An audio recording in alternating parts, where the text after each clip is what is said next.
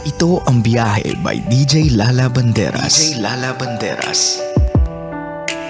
Hi love! Back with me, DJ Lala, para sa ating programang Sakto, Klaro, Diretso, Oras na My Love para sa ating Biyahe Center of the Night. So eto na nga, this one was sent to us over at our Facebook page, DJ Lala Banderas.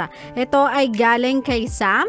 So basahin na natin ang biyahe ng buhay ni Sam. Hi DJ Lala, just call me Sam.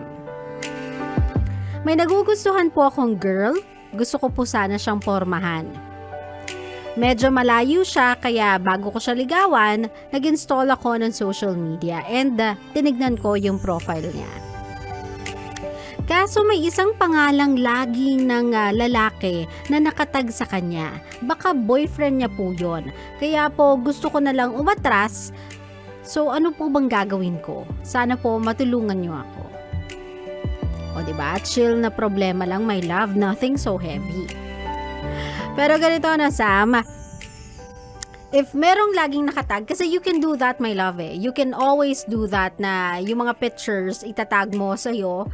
And a lot of people are doing that in my profile. Laging nakatag sa kanila yung photos ko, but that doesn't mean na related ako sa kanila. They are just tagging whatever it is in my profile sa kanila, pero hindi naman kami related.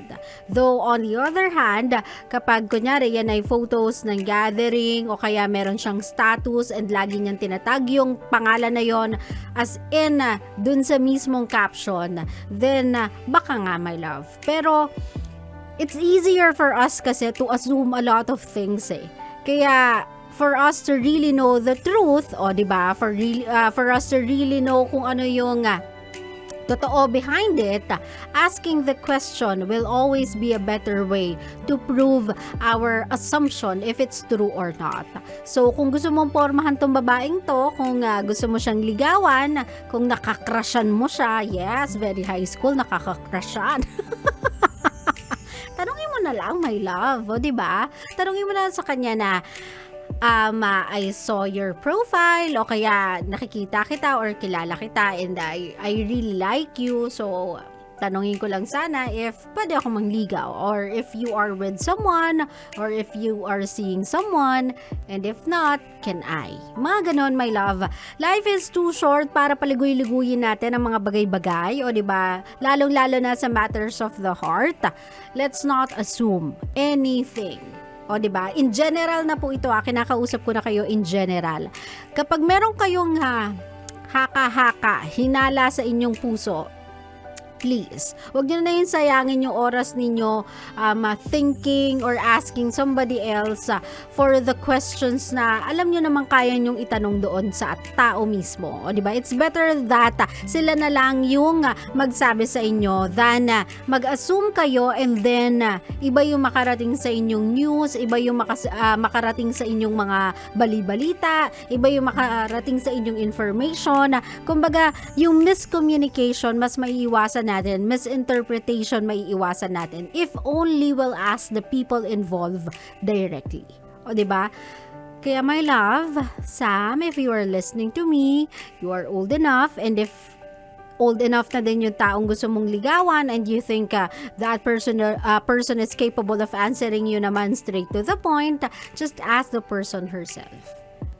Kumbaga, pagbigyan mo yung puso mong sumaya kung merong opportunity, kung merong chance. Kasi it's better that you tried and failed than fail because you did not try.